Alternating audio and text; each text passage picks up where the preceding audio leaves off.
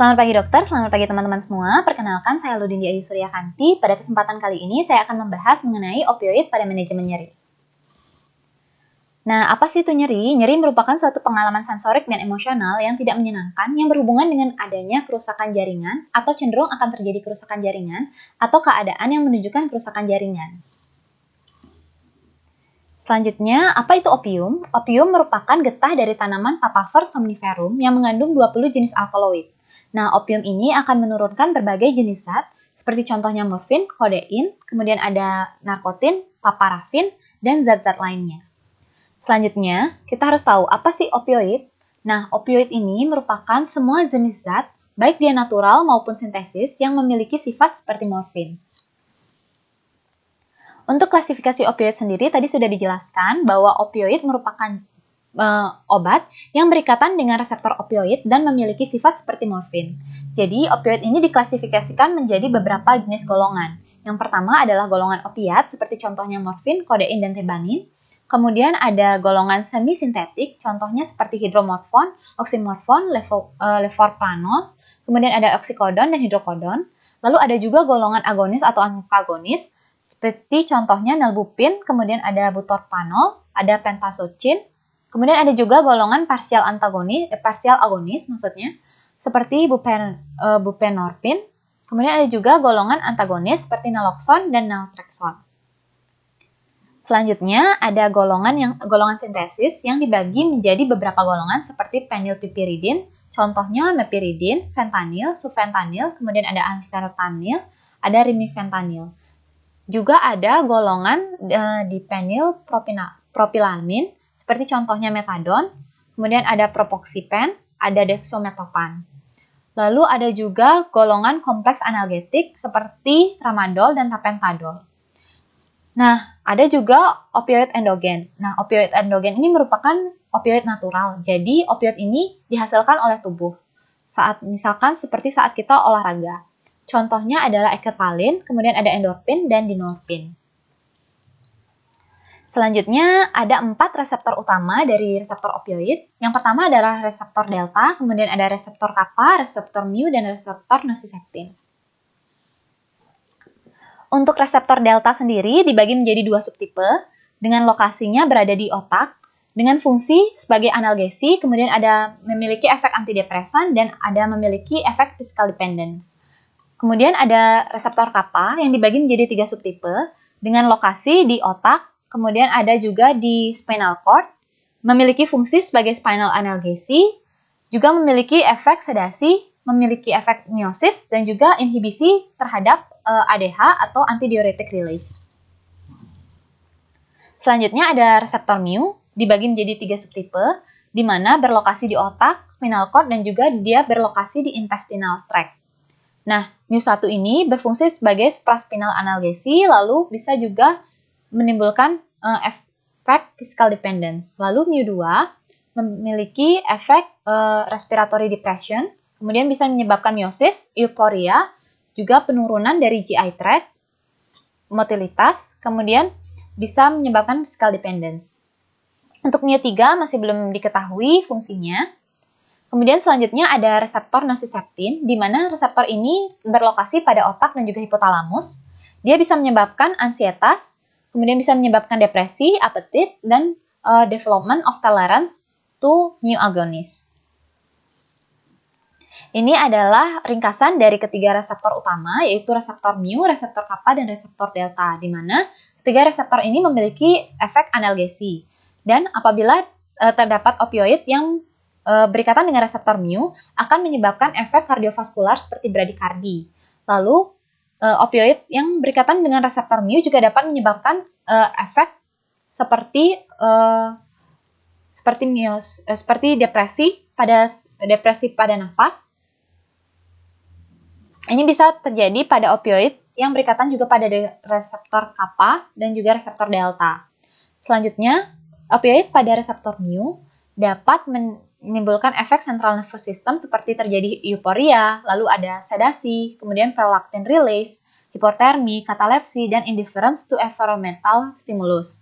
Kemudian pada opioid yang berikatan dengan reseptor kappa itu bisa menimbulkan sedasi, disporia, kemudian ada psychomimetic reaction seperti halusinasi dan delirium. Selanjutnya, opioid yang berikatan dengan reseptor mu dan juga reseptor kappa dapat menyebabkan miosis pada pupil. Lalu juga dapat menyebabkan inhibisi dari peristaltik dan juga menyebabkan nausea dan vomiting. Untuk efek genitourinary bisa menyebabkan urinary retention pada mu reseptor dan juga delta reseptor, juga dapat menyebabkan diuresis karena adanya inhibisi dari vasopressin release pada kappa reseptor. Nah, selanjutnya ini juga memiliki efek gatal, yaitu efek yang ditimbulkan karena adanya ikatan opioid pada mu reseptor dan delta reseptor. Kemudian juga bisa menyebabkan efek physical dependence pada ketiga reseptor tersebut. Lalu, reseptor kappa dapat menyebabkan efek anti-shivering. Seperti yang telah dijelaskan lebih dulu, atau di video-video sebelumnya, kita sudah dijelaskan bahwa mekanisme nyeri itu terdapat 4 proses. Yang pertama, transduksi, transmisi, modulasi, dan persepsi, di mana tempat kerja opioid pada jalur nyeri itu terdapat pada 4 proses tersebut, yaitu proses transduksi, transmisi, modulasi, dan persepsi. Nah, reseptor opioid ini juga ditemukan pada nosisensor. Untuk lokasi reseptor opioid sendiri di korteks, kita di sini dapat lihat bahwa di korteks lebih banyak terdapat reseptor kappa, kemudian pada limbic system lebih banyak terdapat reseptor mu, kemudian pada brainstem lebih banyak terdapat reseptor mu, pada spinal cord dan nosisensor juga lebih banyak terdapat reseptor mu. Nah, sehingga efek analgesi dari opioid paling sering dihubungkan dengan reseptor mu. Untuk mekanisme aksi dari opioid sendiri, opioid ini akan berikatan dengan protein G pada reseptor opioid yang tersebar luas di sistem saraf pusat, saraf perifer, dan jaringan lain. Nah, lokasi pada SSP ini berhubungan dengan proses afeksi dan juga persepsi, termasuk pada korteks, talamus, amigdala, korteks limbix, midbrain, dan juga medula spinalis. Nah, opioid ini tidak terkonsentrasi pada korteks somatosensori yang penting untuk lokasi nyeri. Kemudian, lokasi pada sistem saraf tidak termasuk di di plexus myentericus dari GI tract dan juga saraf afferent. Selain itu, reseptor ini terdapat pada paru dan juga sendi. Reseptor presinaptik termasuk eksitatori dan inhibitori, sedangkan reseptor postsinaptik hanya bersifat inhibisi. Kemudian, opioid ini dapat berikatan pada reseptor presinaptik maupun postsinaptik. Pada ikatan opioid dengan bagian presinaptik dari reseptor opioid menurunkan aktivitas adenylate silase sehingga dapat menginhibisi kanal kalsium yang sensitif terhadap perubahan muatan listrik dan dapat menurunkan pelepasan neurotransmitter seperti misalkan glutamat, serotonin, norepinefrin, asetilkolin, dan juga substansi. Kemudian, ikatan reseptor opioid pada reseptor postsinaptik ini dapat juga menyebabkan peningkatan perpindahan keluarnya kalium, kemudian dapat juga menyebabkan hiperpolarisasi dan juga dapat menurunkan neurotransmisi. Selanjutnya, farmakodinamik dari opioid ini merupakan efek yang ditimbulkan oleh obat pada tubuh. Yang pertama adalah farmakodinamik SSP, di mana opioid ini dapat menyebabkan analgesi spinal dan juga supraspinal, dapat menurunkan CMRO2 dan juga cerebral blood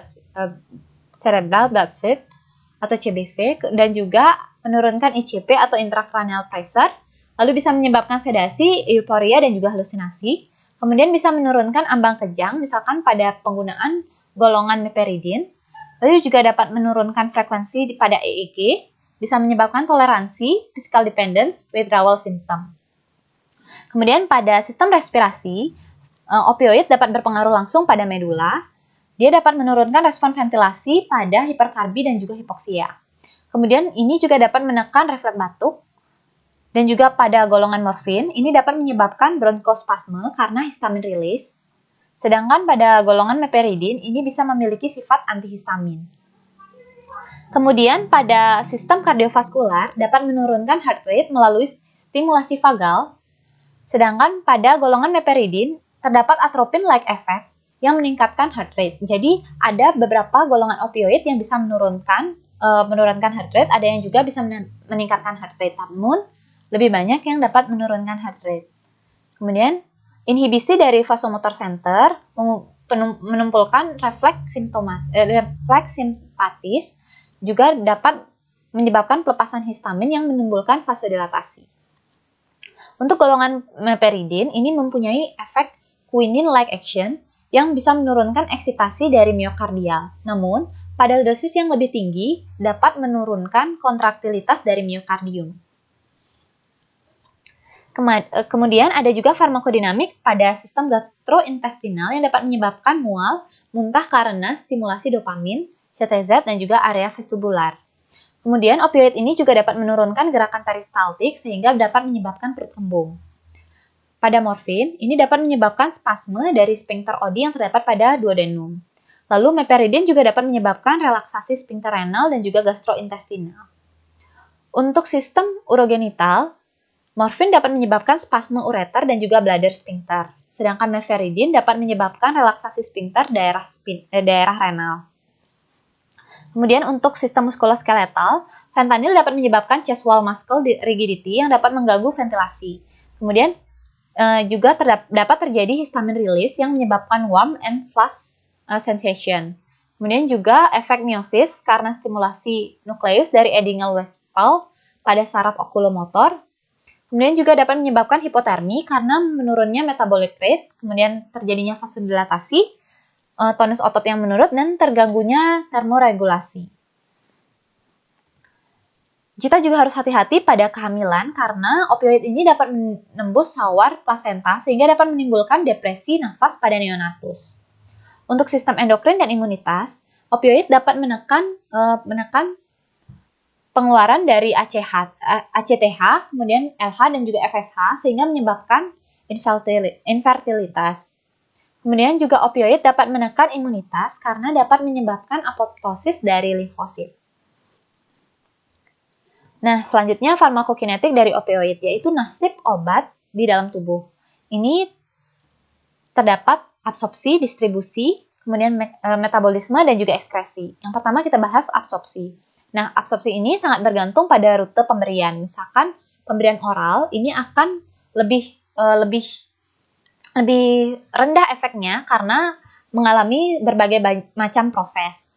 Nah, pada morfin ini merupakan high first pass metabolism, sedangkan kodein dan oksikodon merupakan low first pass metabolism.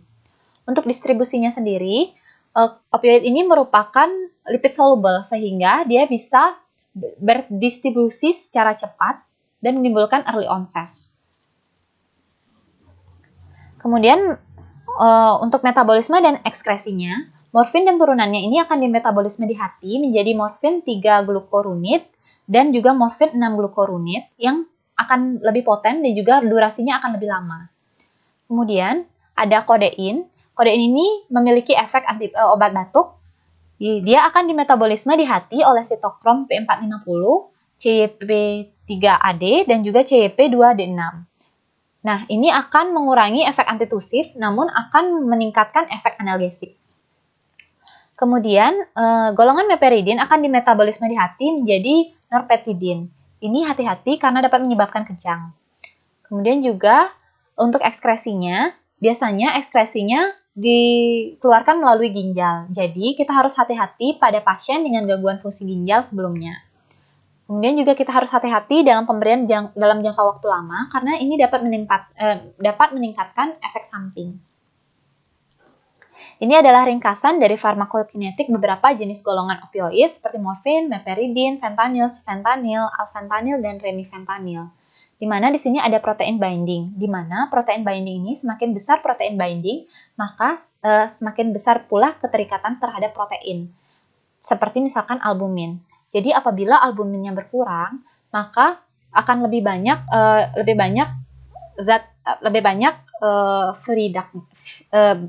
obat yang bebas. Jadi onsetnya akan lebih lama.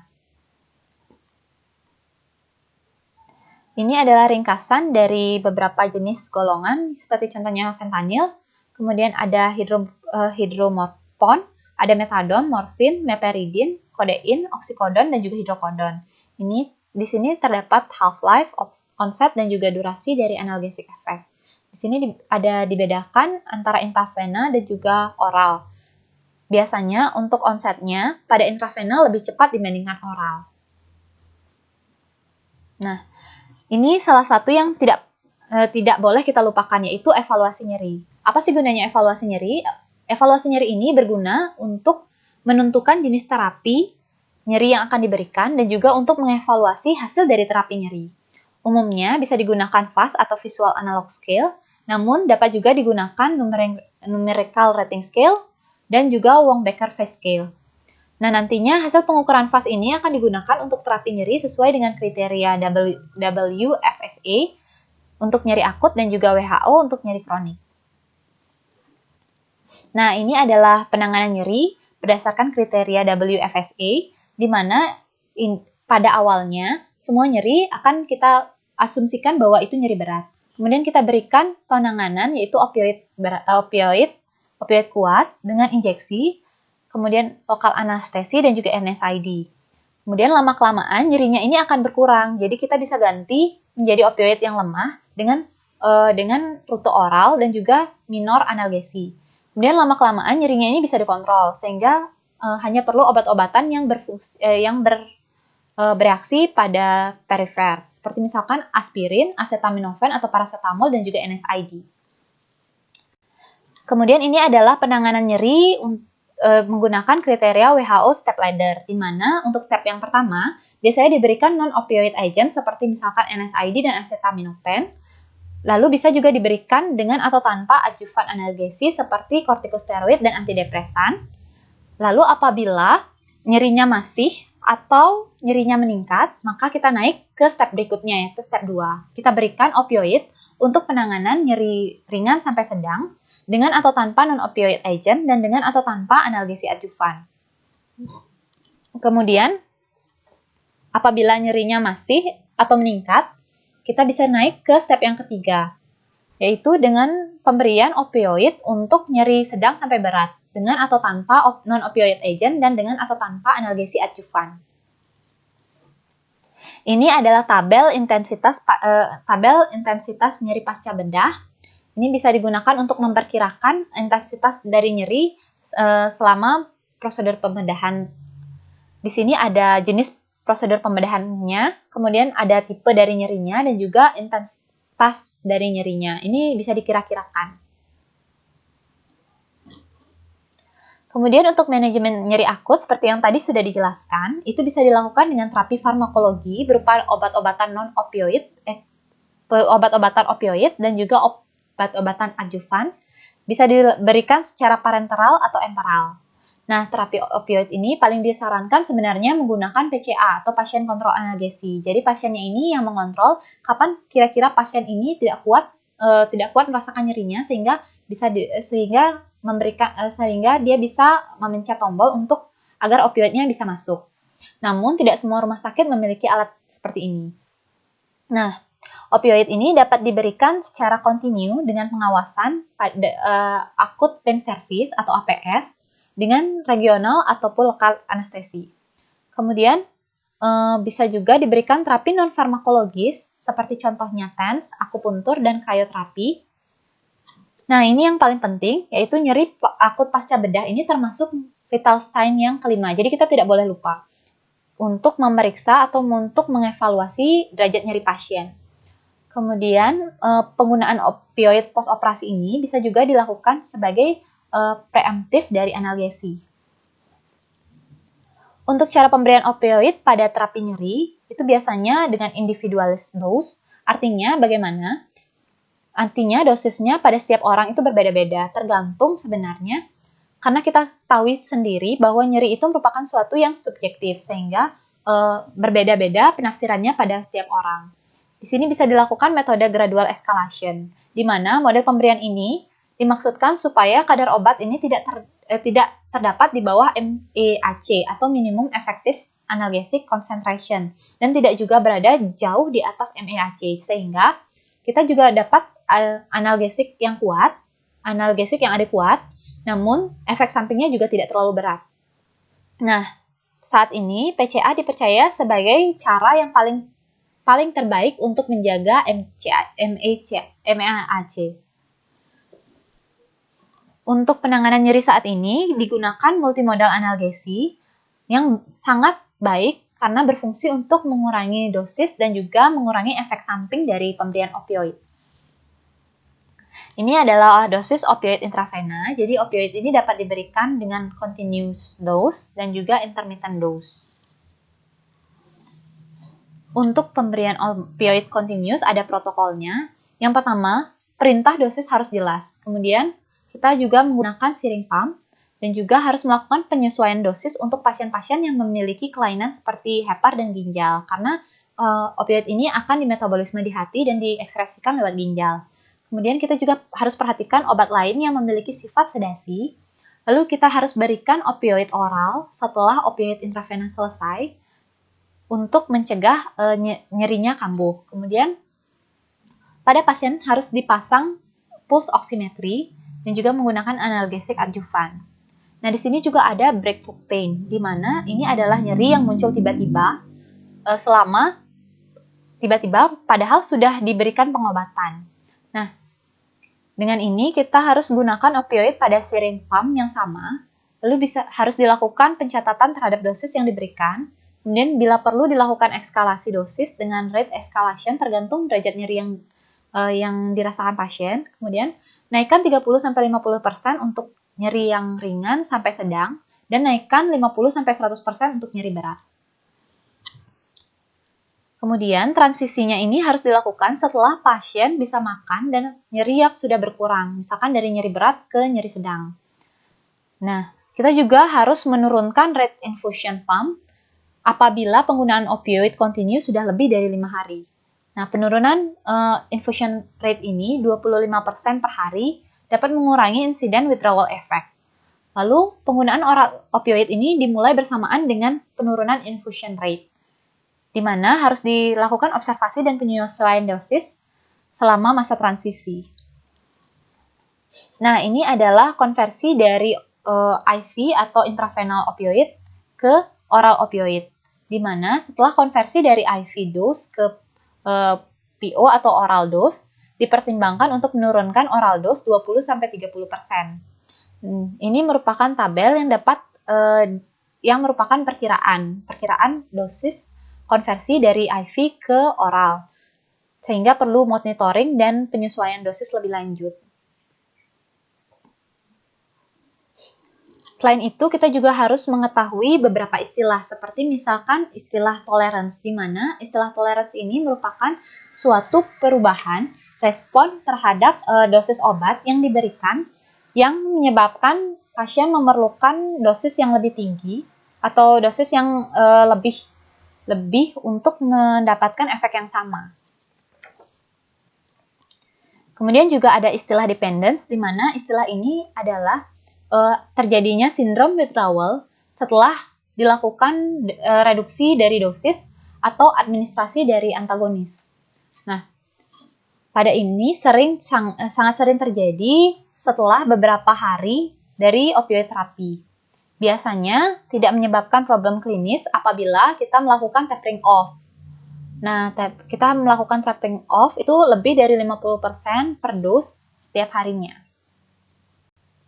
Nah, ini adalah manajemen untuk overdosis opioid. Nah, apabila ada gejala atau tanda overdosis opioid, kita bisa seperti misalkan hipoventilasi yang disertai dengan maligna aritmia, kemudian ada agitasi dan juga underdecided deep unconsciousness. Bisa kita berikan back mask ventilation.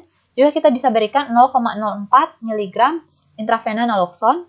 Nanti kita akan reassess dalam 2-3 menit. Lalu apabila responnya inadequat, kita lanjutkan pemberian 0,04 mg IV naloxone. Lalu kita lakukan reassess kembali selama 2-3 menit. Apabila masih responnya tidak adekuat, maka kita bisa berikan 0,08 mg intravena naloxone. Lalu kita continue reassess dan bisa dilakukan pendobelan dosis dari naloxone sampai adanya adekuat respon. Nah, biasanya maksimal dosnya kurang dari 2 mg. Apabila sudah ada respon adekuat, maka kita lakukan observasi ketat terhadap pasien selama lebih dari 90 menit. Nah, apabila terdapat tanda dan juga gejala yang tidak membaik, kita perlu diskusikan terkait dengan tujuan dari penanganan ini. Kemudian kita lakukan intubasi endotrakeal dan juga lakukan transfer ke ICU. Jadi sekian pembahasan mengenai opioid pada manajemen nyeri. Apabila ada salah kata, saya mohon maaf. Terima kasih atas waktunya.